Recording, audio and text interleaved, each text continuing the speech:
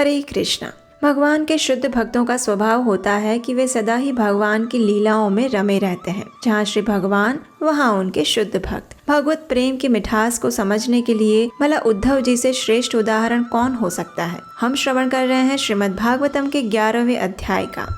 पिछली वीडियो में हमने देखा कि उद्धव जी भगवान श्री कृष्ण से दिव्य ज्ञान प्राप्त कर रहे हैं। उन्होंने भगवान श्री कृष्ण से कई प्रश्न पूछे, जिनका उत्तर भगवान श्री कृष्ण ने अत्यंत प्रेम और विस्तार से दिया। सबसे पहले भगवान श्री कृष्ण ने महाराज यदु और एक अवधूत ब्राह्मण के बीच हुई भेंट का वर्णन सुनाया। जब महाराज यदु ने अवधूत ब्राह्मण से प्रश्न किया कि वे सदैव आनंद का अनुभव किस प्रकार कर पाते हैं, तो अवधूत ब्राह्मण ने उन्हें 25 गुरुओं के बारे में बताया, जिन्होंने विरक्ति की ओर उनका मार्ग प्रशस्त किया था। इनमें से कुछ का वर्णन हम पिछले वीडियो में कर चुके हैं, जैसे कि भूमि, वायु, आकाश, जल, अग्नि, चंद्रमा, सूर्य, अजगर, महासागर, पतंगा, मधुमक्खी, हाथी, शहद, चोर, हिरण, मछली और शिशु। इन सब के अतिरिक्त भला अवधूत ब्राह्मण ने और कौन से गुरुओं का वर्णन किया था? चलिए आगे सुनते हैं। एक राज्य में एक व्यक्ति रहता था जो बाण बनाने का कार्य करता था। प्रतिदिन वह सड़क किनारे अपने बाण रख लेता और उन्हें धार देता रहता। वे इस प्रकार तल्लीनता से अपना कार्य करता कि उसे ये भी नहीं पता चलता कि कब उसके सामने से राजा का कारवां गुजर गया।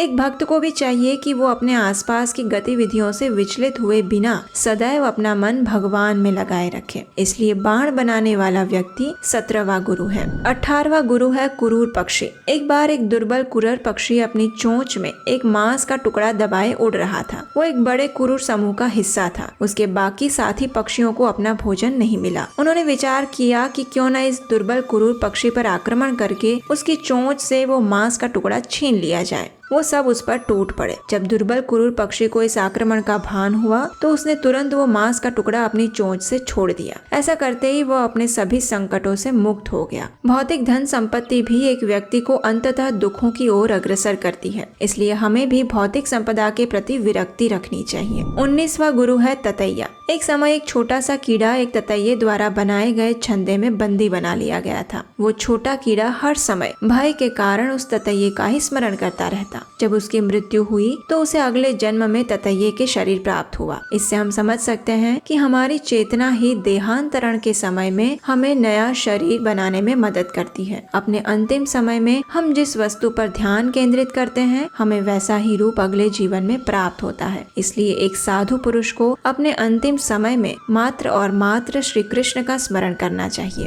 हमारा ये भौतिक शरीर भी कष्टों का घर है। इसमें लगी 5 इंद्रियां हर समय अपनी इच्छा पूर्ति करने में व्यस्त रहती है। जिस प्रकार एक वृक्ष अनेक बीज उत्पन्न करता है, उसी प्रकार मनुष्य शरीर भी मृत्यु से पहले अपने कर्मों के अनुसार एक नए शरीर की रचना करता है। ये भौतिक शरीर नश्वर है और इसका अंत बहुत ही कष्टकारी होता है। लेकिन ये मनुष्य शरीर अत्यंत दुर्लभ भी है, क्योंकि मनुष्य शरीर में ही किसी जीव को आत्म साक्षात्कार का ज्ञान हो सकता है। इसलिए ये शरीर हमारा 20वां गुरु है। 21वें गुरु है सांप। क्या आपने कभी किसी सांप को अपना घर बनाते देखा है?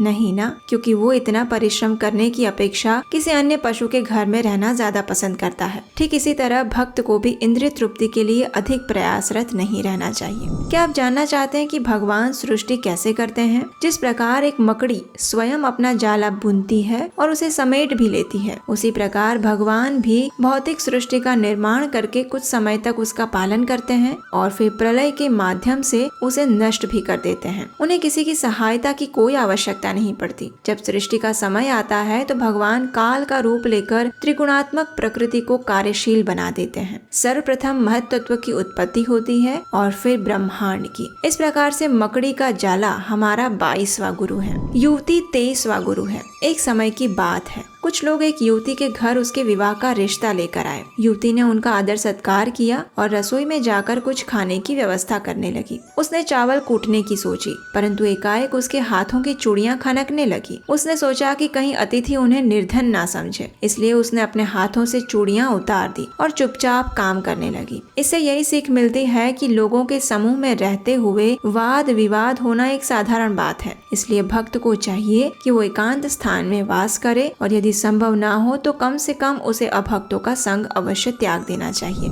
चलिए अब पिंगला नामक एक वेश्या की कथा सुनते हैं, जो कि हमारा 24वां गुरु है। ये वेश्या रात्रि में अपने घर के बाहर खड़े होकर धन कमाने हेतु ग्राहकों को आकर्षित करती थी। यह उसकी जीविका का एकमात्र साधन था। लेकिन एक रात कोई भी ग्राहक नहीं आया। पिंगला को चिंता सताने लगी। निराशा के काले बादलों ने उसके मन में वैराग्य उत्पन्न कर दिया। अपने घृणित जीवन को दुत्कारती हुई वो कहने लगी, हाय हाय, मेरा ये शरीर तो केवल मल मूत्र का एक थैला है और मैं इसे ही पाल पोस रही थी। कैसे मूर्खता है ये। मैं उन पुरुषों से सुख की अभिलाषा कर रही थी जो स्वयं दयनीय स्थिति में हैं। अब मैं प्रण लेती हूँ कि मैं पूर्ण पुरुषोत्तम भगवान को ही समर्पित होंगी। लगता है मेरे पुण्य कर्म आज फलीभूत हुए हैं, जो मेरे मन में वैराग्य उत्पन्न हुआ है। मेरे जीवन में आने वाले कष्ट वास्तव में मेरे सौभाग्य का प्रतीक थे। इस जगत में प्रत्येक व्यक्ति काल रूपी सर्प के मुख में जकड़ा हुआ है। भला भगवान के अतिरिक्त कौन जीव को यहाँ से निकाल सकता है। सांसारिक लोगों का संग तो केवल दुख और निराशा ही दे सकता है। इस प्रकार विचार करते हुए पिंगला ने सभी चिंताओं को त्याग दिया और शांति से सो गई।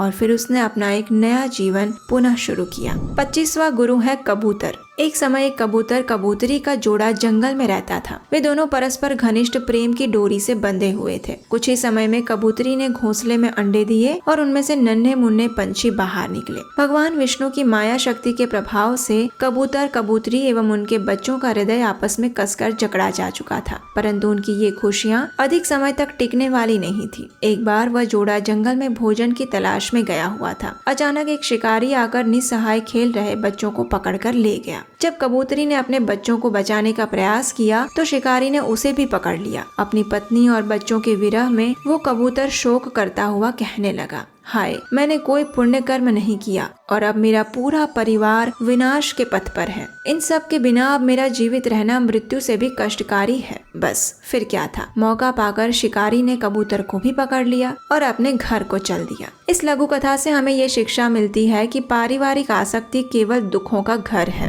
अंत में अवधूत ब्राह्मण ने सारांश में महाराज यदु से कहा, यही वे 25 गुरु हैं जिनसे सीख कर वह मिथ्या अहंकार को त्याग पाए हैं। इसके पश्चात महाराज यदु ने उस अवधूत ब्राह्मण का आदर सत्कार किया और भक्ति में स्थित हो गए। श्रीमद् भागवतम के दूसरे स्कंद के अनुसार अनेक यदु राजाओं ने भगवान दत्तात्रेय से दिव्य ज्ञान प्राप्त किया था। संभावना है कि ये अवधूत ब्राह्मण वही भगवान दत्तात्रेय हैं। इस प्रकार भगवान श्री कृष्ण ने महाराज यदु और अवधूत ब्राह्मण के बीच हुए वार्तालाप का संक्षिप्त वर्णन करके उद्धव जी के प्रथम प्रश्न का उत्तर दिया। आखिर इसके बाद अब उद्धव जी भगवान श्री कृष्ण से और कौन से प्रश्न पूछने वाले हैं। यदि आप भी ये जानना चाहते हैं तो जुड़े रहिए हमारे इस श्रीमद् भागवतम श्रृंखला के साथ और हम इसी प्रकार से आपकी सेवा में अनेक आध्यात्मिक कथाएं लेकर आते रहेंगे। हरे कृष्णा।